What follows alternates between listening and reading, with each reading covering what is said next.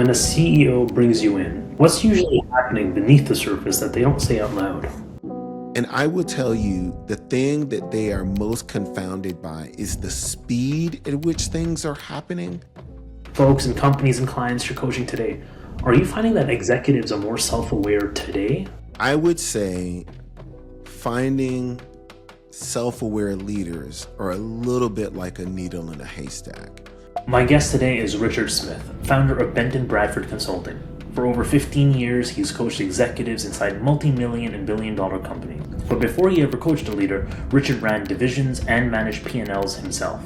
His work centers on closing what he calls the leadership deficit, the quiet gap that's stalling growth inside most companies right now. If you're scaling a business, leading a team, or navigating what's coming next, this conversation is for you. This is Lead to Scale. What's changed about the kind of leaders that organizations are demanding from now compared to, say, 10, 15 years back? You know, it's hard to imagine what life was like before the iPhone, but that really kind of changed a lot of things. About companies when they start to struggle to scale. Which of those three first break? A couple of different things. One is they're not very clear about what they're trying to solve for. The other thing is they're not very clear about why they're trying to solve it. Third thing would be...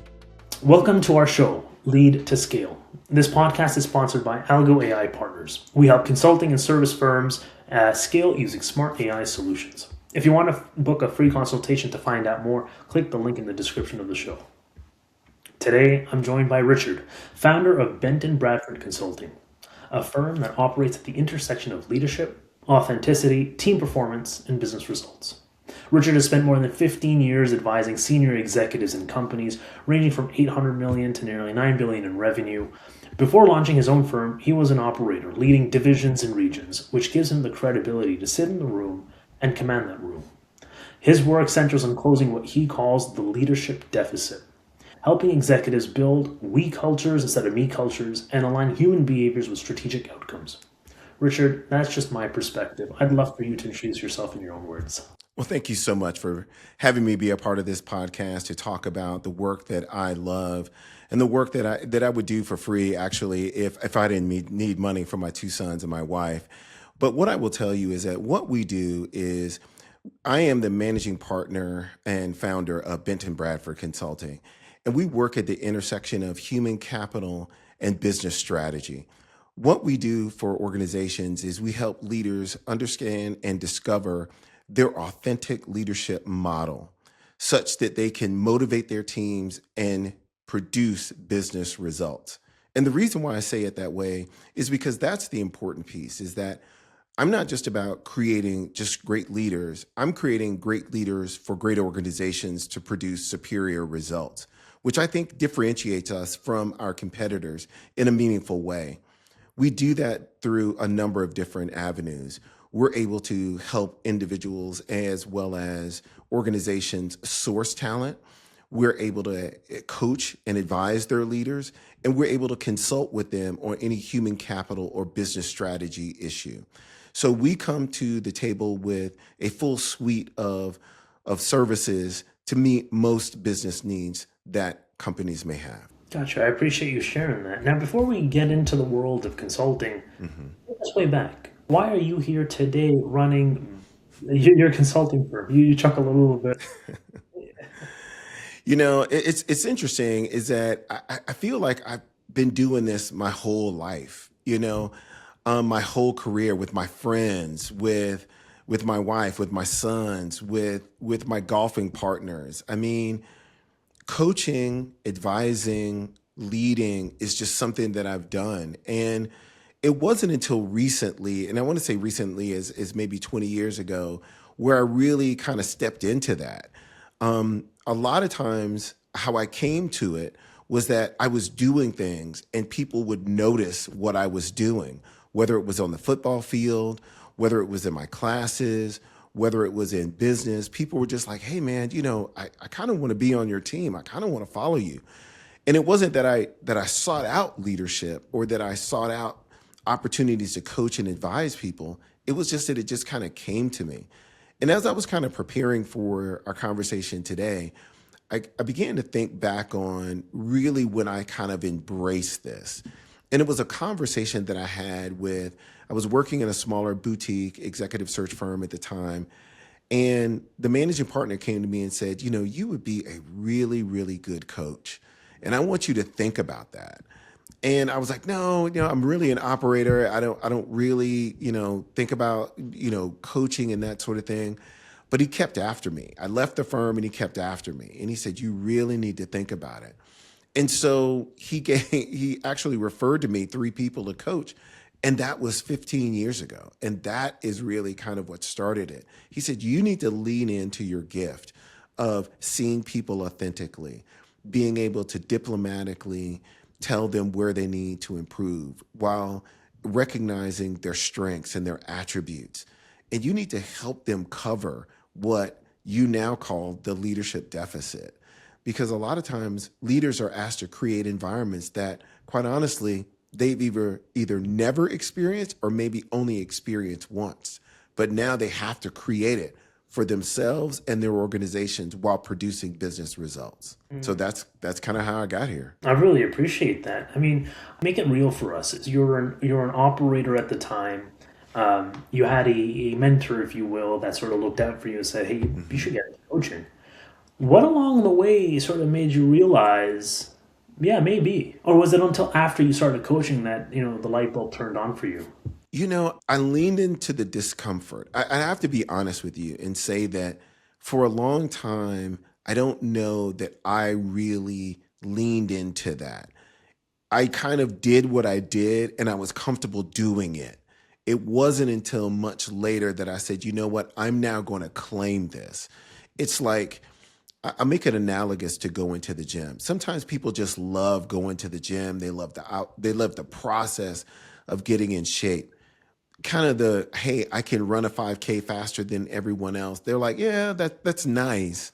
But it's not until later that they lean into it and say, you know what, I'm really going to get good at running 5Ks. In fact, I'm going to try to make this kind of like my vocation. So that's how it kind of happened for me, was that I was probably good at it, but I just didn't lean into it. And it was only because of his urging that I leaned into it, and said, you know what, if someone sees this in me, I need to probably take a hard look and see it in myself. And I'll just share a quick story with you, is that a lot of times I tell some of my friends, I said, I'm a much better coach than I am performer. And I say that in the context of golf. I'm a much better coach of someone who is playing the game than I am a person who plays the game. Although I play it fairly well, I don't play it better than I would say this, I don't play it as well as I want to. I will tell you that. It's a struggle. As we sort of think about this a little bit, I'm trying to think and reflect about that leadership deficit that you mentioned.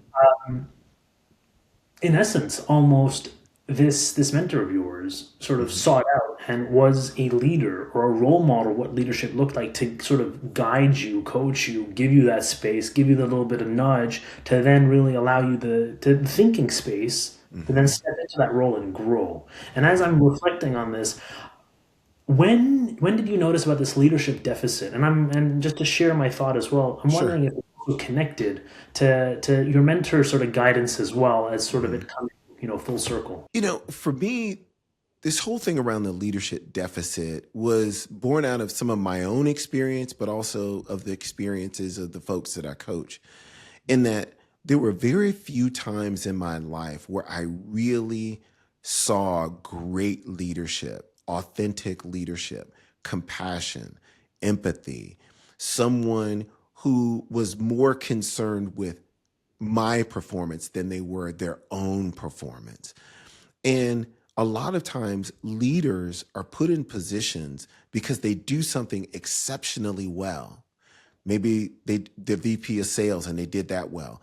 Maybe they were an operator of some division and they did that well. Maybe they had some other functional expertise and they did that well. But they didn't really understand what it took to be a leader, because either they didn't see it and they didn't receive it, and therefore they don't know how to give it. But they're now in this leadership position where they have to do it. So a lot of my conversations with leaders are about how to do that for themselves, for their teams, so that they can produce the results. And for me, it was very clear when I think back on it. And it's only upon reflection in my advanced age that I look back over my own kind of history. And I look at, Tracy Hodges, who was one of the PE teachers in my elementary school, who basically I was trying to get to a handspring. And he one day just looked at me and said, "Today, you're going to do the handspring. You're going to do it. I'm going to help you, but you're going to do it today." And I just remember doing the handspring and feeling the gentle touch of him on my back, helping me over, giving me the feel until I could get it on my own. I think back to my middle school coach, who I had never played an organized sport, but he made me the captain of the team. He saw something. He's like, they called me Smitty back then. He said, "Smitty, you're a leader on this team. You have great effort. You are coachable. When you do things well, I tell you. When you don't do things well, I tell you, and you correct it." And it was through those kinds of experiences that I began to see really good leadership. Then when I got into corporate, I saw it again, where someone basically redirected my career. And I was like, "Hey, I think I want to be an operations, guy." An operations manager was the role. And he came to me and said, "That's not your role. That's not what you do. You're an operator, but not that. You're not that guy." He said, "You need to be a division leader. So I really want to redirect your career. I see something different for you." And that's kind of how it's been happening for me, is that there were points in time in my career where people kind of went out of their way to pour into me in a meaningful way that urged me and pushed me along a path. And even after that division role, I had another person who's been in my life, quite honestly, since, I'm going to be very specific here, since the summer of 1998. He's been a force in my life. He's helped me as a husband, as a father, as a friend, and to just give me this full view of leadership. Now, I say all of this to say not all of my leadership experiences have been great. There have been some times I've learned what not to do from poor leaders, where I've been in situations where leaders were micromanagers, where leaders were confining and not open to innovation.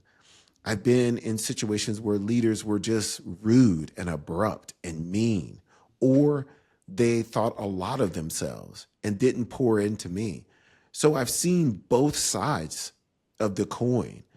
And now, as a coach and a consultant, I'm able to speak from that perspective to show people and to illustrate to people very much through the storytelling that I've just done, how they can show up in a meaningful way for themselves, for the people that they lead, and for the organizations that they're trying to get these business results through. Yeah. How can you show up? I mean, I love that statement in itself and exactly how it's phrased, because we all show up every day, but are we really showing up? Right. Right. And what I take from how you sort of share this is it does take a little bit of reflective work, introspection. I mean, hindsight's 2020 for a reason. Um, on the note of self awareness, I'm actually curious. As if you were to sort of reflect back to your days as the operator, all the way to folks and companies and clients you're coaching today, are you finding that executives are more self aware today, or are they a little more, I suppose, defensive? I would say finding self-aware leaders are a little bit like a needle in a haystack.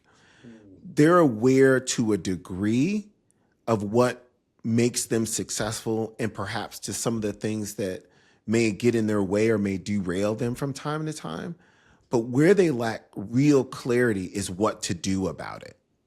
And they lack clarity around when to amp things up and when to throttle things back.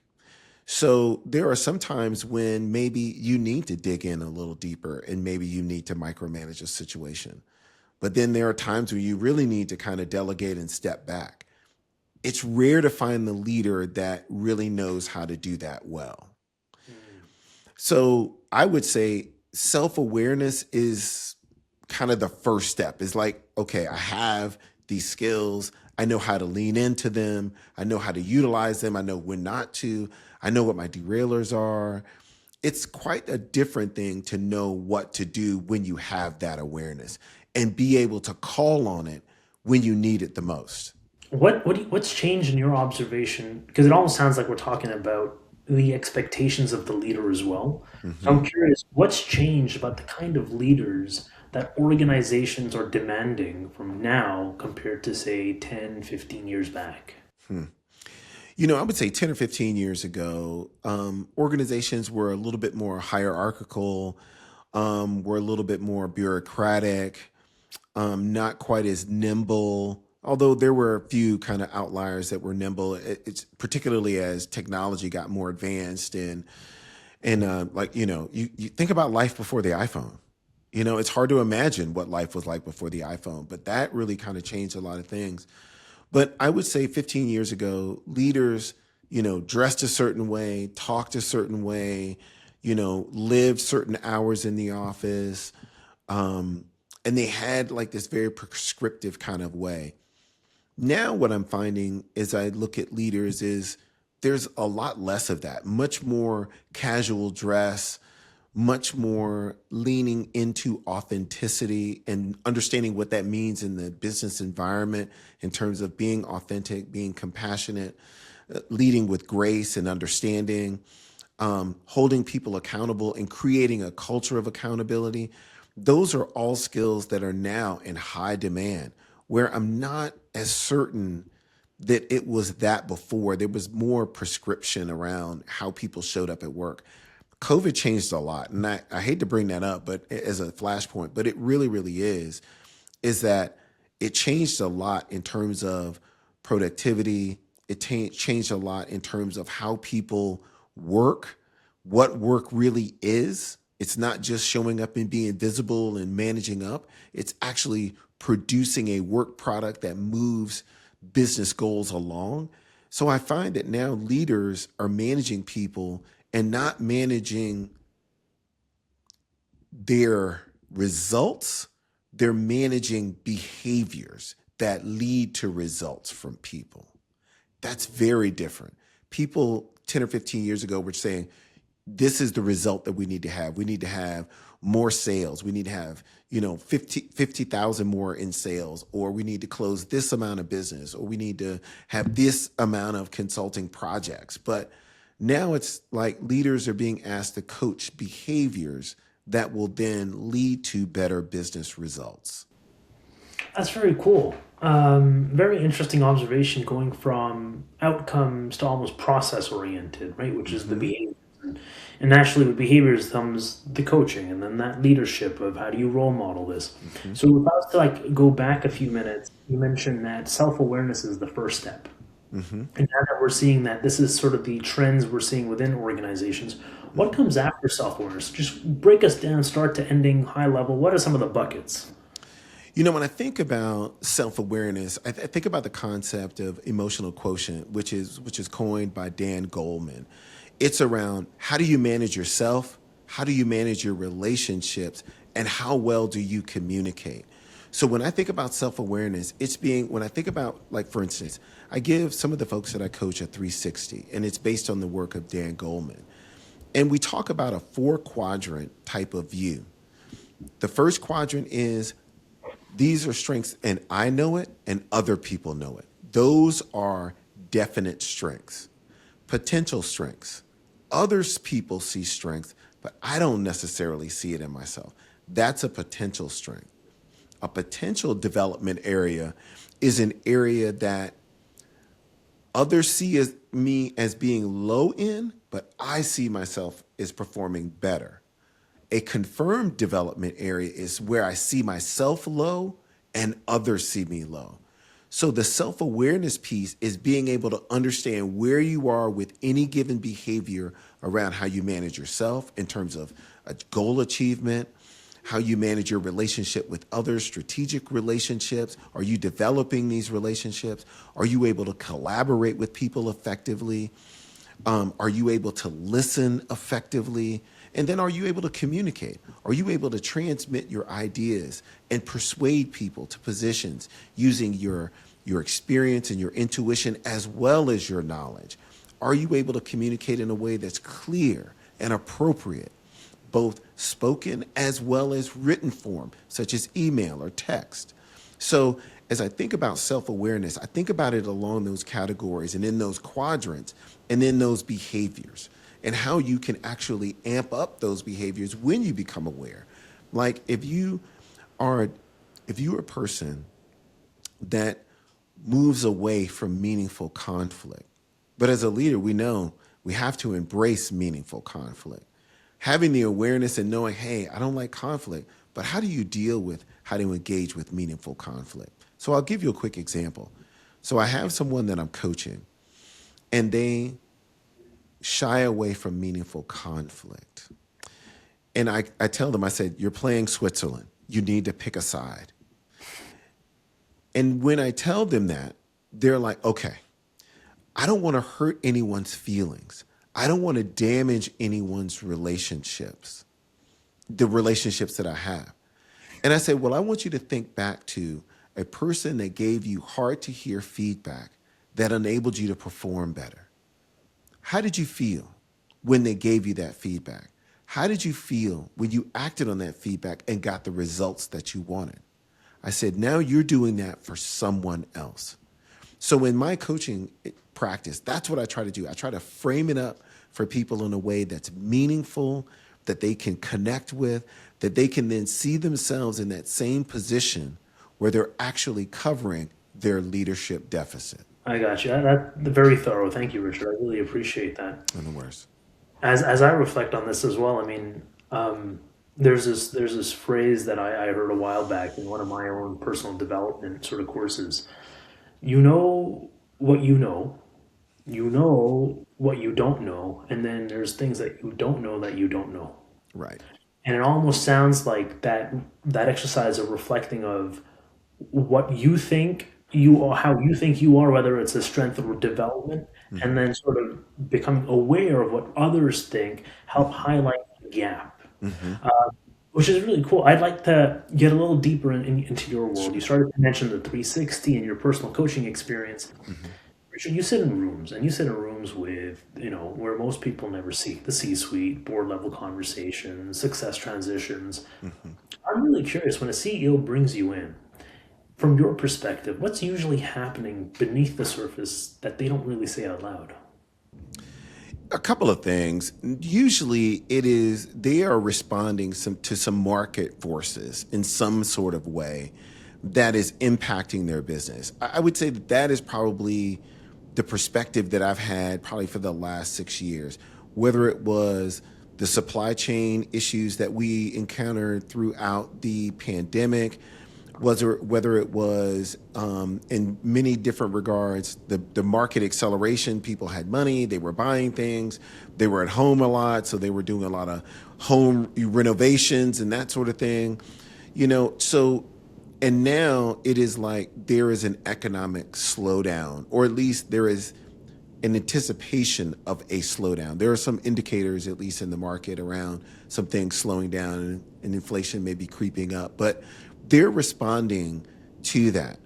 And I will tell you, the thing that they are most confounded by is the speed at which things are happening and the quality of their decisions, that the quality needs to be extremely high. So there's a lot of pressure. And what I have found is that the leaders that are really successfully navigating this environment are the ones that are the most nimble. They are listening to lots and different points of view. They're getting a lot of information and filtering through it. They are failing forward and failing fast and learning and iterating a whole lot faster. They're not waiting for an idea to be finished. They're just waiting. They're just really looking for the first few steps that need to be made, because they know that they can make another decision down the road, because they got to move, but they got to move in a prudent way. But standing still is not an option in this environment. Yeah, got you. just it brought me back to my days of consulting as well, and I'm curious to get your take, given Sure. what you sort of observed. You're absolutely right to call out that the landscape isn't just challenging; it's also evolving very quickly, and that requires Right. to be nimble, to be agile.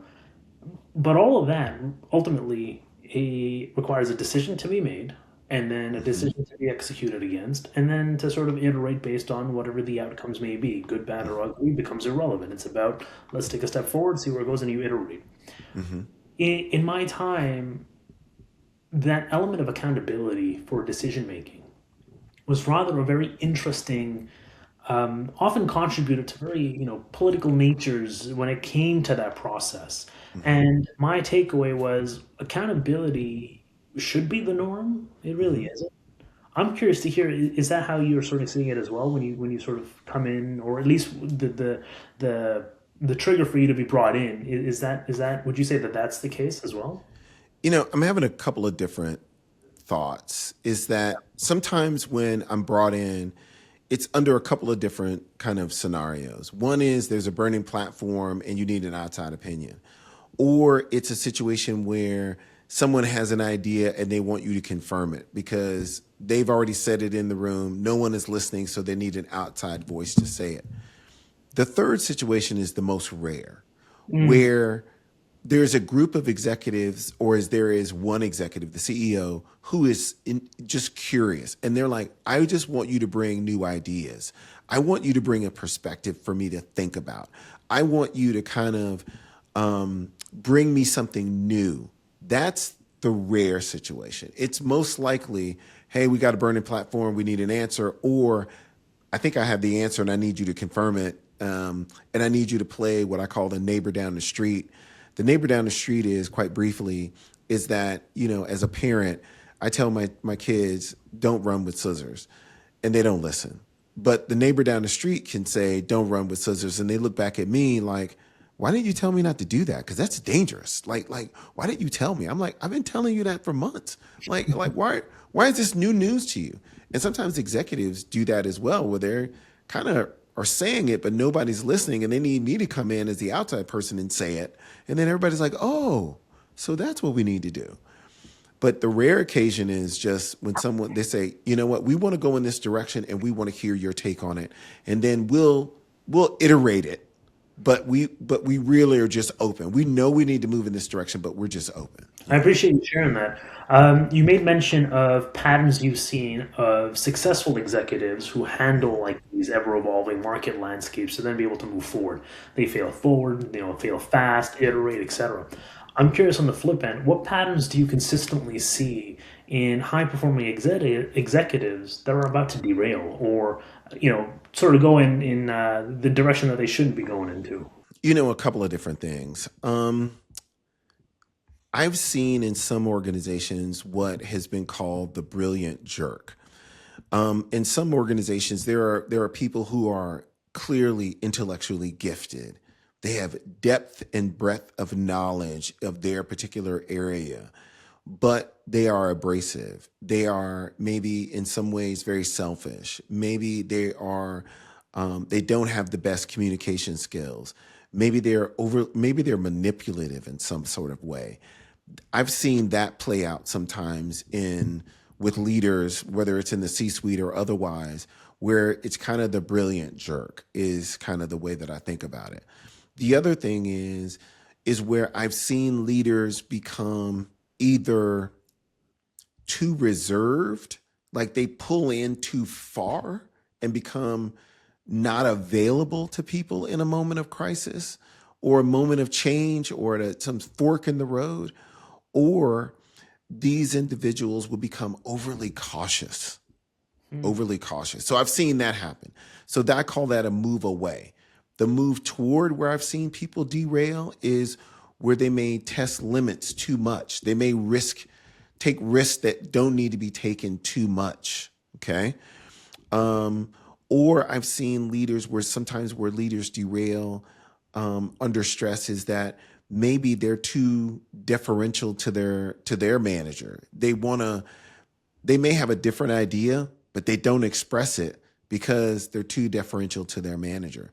I've seen a couple of those scenarios play out over time where under stress, when decisions need to be made, people need to be held accountable. Those are some of the reactions that I've seen from people that maybe derail the process a little bit or derail the leader or the team a little bit. That's really cool. I appreciate you sharing that candidly because it's almost like early telltale signs of what's happening. Hmm. And I think if we were to expand down that path a little bit, I'm also curious to hear your observations. I mean, as you share this, I hear really three sort of pieces to this. There's a leadership, then this is their interaction with the team, and then actually Hmm. it's the outcomes of the business in itself. And when the Hmm. three come together, I'm curious, what are some telltale signs that you start to see about companies when they start to struggle to scale? Which of those three first break? Or if I was to phrase it differently, how can you tell early that something's about to break before it becomes visible? A couple of different things. One is they're not very clear about what they're trying to solve for. The other thing is they're not very clear about why they're trying to solve it.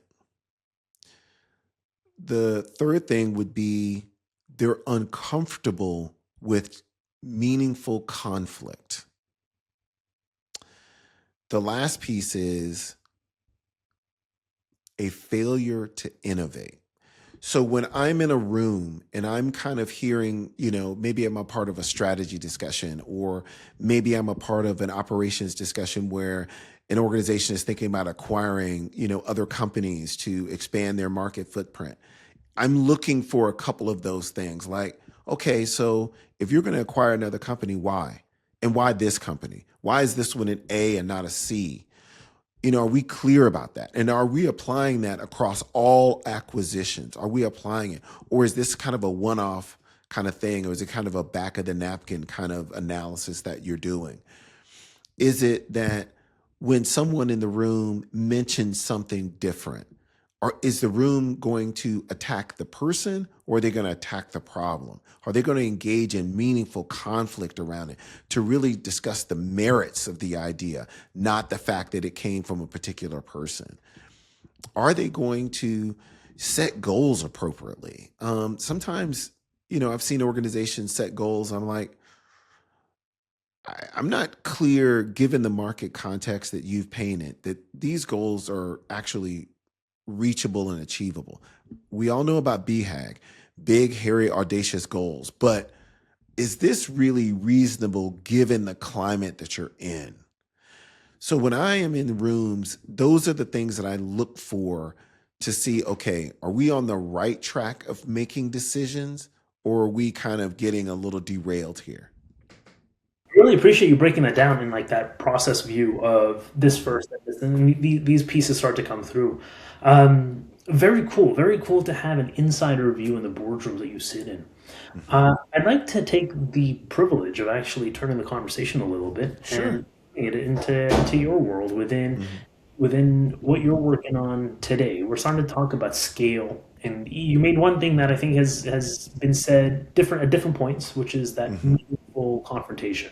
Hmm. Uh, and I think that often comes up with scale when we talk Hmm. about, BHAG, right? Whatever it may be, there's going to be getting uncomfortable. And as Hmm. I reflect on this, I'm actually curious, Richard, what's your BHAG? Like, what's your big audacious goal for your consulting firm? It's interesting that we're having this conversation right now.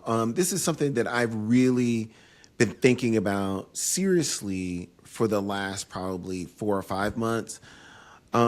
Is really trying to do something a little bit different with Benton Bradford.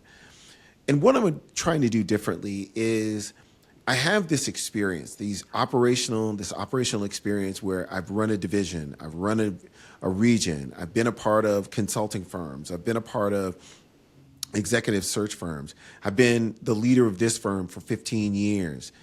And I want to kind of scale it a little bit differently. I think in the past, the way I've approached this business is through networking and referral and through one-on-one contact. But to a degree, I think when you're starting out, that's appropriate. But after you get to be, I think of a certain age, like for my company, 15 years, you think about scaling it a little bit differently. And how do you do that? So a couple of things come to mind for me, and what I'm going to do with this firm is, number one is start our podcast, The Ascent, and really be able to talk about some of the things that I experience with my coaching clients, with my consulting clients, in the hope that it'll be useful to a much broader swath of people than I could perhaps meet over a coffee or at a conference. The other thing is to write articles. I've been writing articles for the last, several years. I want to continue to write articles, but I want to then turn those articles into discussion pieces with leaders that have read them. I'll give you a quick story about that. So I wrote something once, and I was going to this operations meeting, and the COO was like, hey, you're coming to this meeting, and we got all the leaders from across the nation, and I read what you wrote, and I want you to talk about that with people. I want you to talk about that with the operators in the room. Our meeting is going to be highly operational focused, tactical. I want you to take a different angle. And the different angle is how these leaders lead in the field, how they show up when things get tough, how they show up when they have to give that critical feedback, how they reward their teams, how they are talking to maybe difficult customers or vendors. You need to talk a little bit differently to them.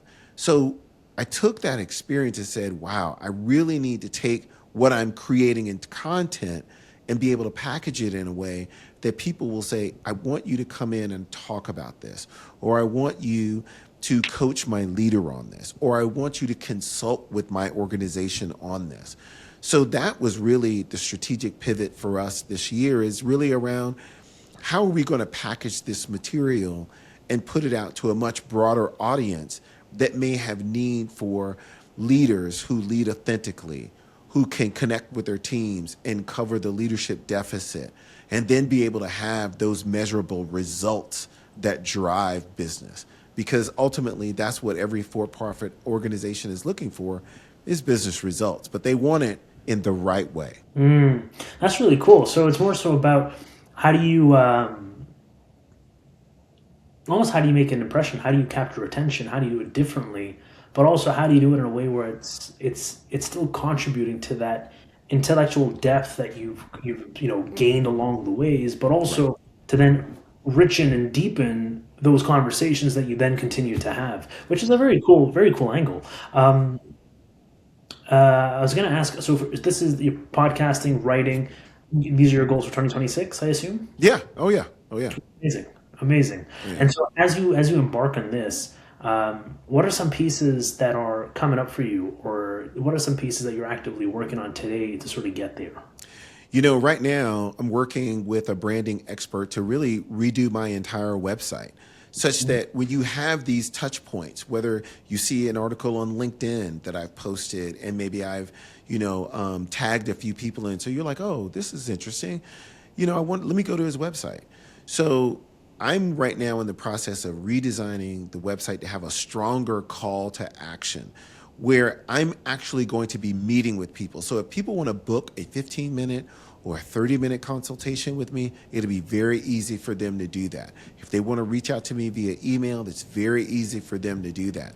So that I can really have these discussions around business challenges, the challenges of the team, and ultimately of the leaders that lead those teams, so that we can really, meet the marketplace where they are.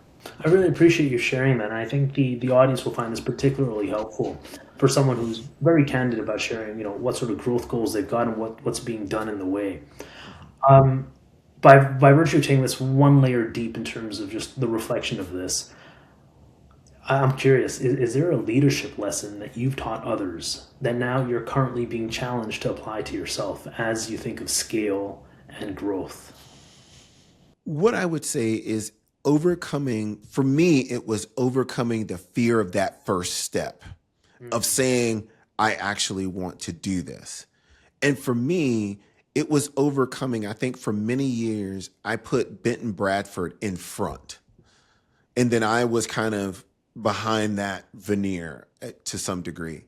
Now I'm going to flip that. And I feel much more comfortable being out in front and being the one having the conversations that I'm having with you today, quite honestly. Whereas before, I may have shied away from that a little bit and put the company and others up front. Well, now I'm like, I think it's time for me to kind of step out front and say what's on my mind.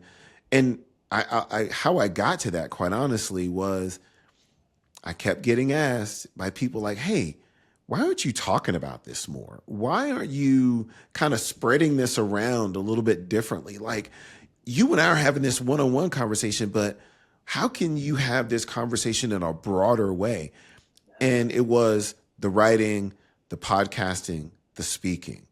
There's one other thing that is on my mind in terms of this year, in terms of a goal for me that I really want to get on to the board of a publicly traded company or a PE-backed company, because these are the conversations that I want to have with leaders when decisions are being made in the room about who leads, who's going to take on the new acquisition, who's going to be that interim CEO that gets it to the point where then you name the incumbent, the person that's really going to take on the role. How are you going to promote people from within into new roles? And what is the capability that they need to develop in order to be successful in that role in terms of that organization that was acquired? I want to be a part of those conversations. So for me, it's great that I talk about developing leaders. It's great that I talk about developing teams, but that's done in an effort to effectuate business results. So I would love to be on one or two paid boards in order to help organizations accomplish that. And I see myself doing that on like the compensation succession planning type committee of a board for a publicly traded company. That's really cool. I appreciate you sharing that. No worries. I was going to ask, what's your sort of next, what does success look like over the next 6 to 12 months? And that starts to sort of answer that question preemptively. So that layered in beautifully. Getting a little tactical, one last question here, and Sure. then we'll move back out. You mentioned you're going through this rebranding exercise to make everything cohesive, for your podcast and your writing. And then there's also this board level position that comes into play.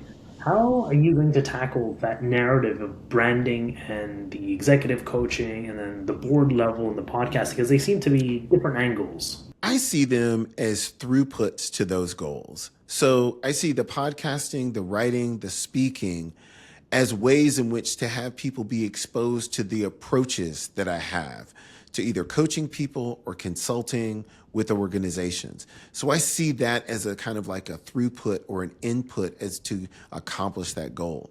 The branding effort is really to kind of say, here's our brand. Here are the things that we do really, really well.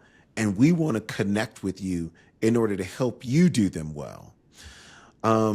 So I see them as really steps in a process. I don't see speaking as an end to itself, or writing an article or doing a blog, or not a blog, but a podcast as just an end of itself. I see it as a way in which to introduce ideas to people that perhaps I may not have an audience with.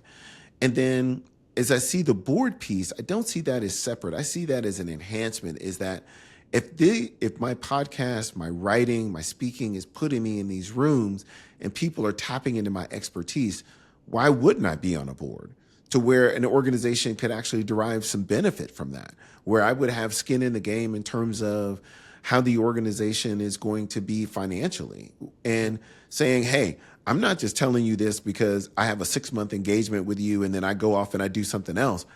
I'm on a board where I have a vested and fiduciary responsibility to myself and other shareholders in the organization. So I'm not just interested in depositing ideas. I'm interested in having skin in the game. Yeah, that skin in the game. I absolutely love that. And I really appreciate you taking the time to connect these different different dots that sort of come together as a cohesive story or strategy for Benton Bradford. I know folks that are growing their business, oftentimes they're like, you wear multiple hats, you got to do multiple things. And in my time, in my observation, that's great if you're operating or marching towards that strategy, right? And you're operating an umbrella, which is why I had to ask about how these things come together. Because I Sure. think for the audience, I think that's it's a subtle point, but I think it's a very important point when it comes into scaling an organization. Yeah.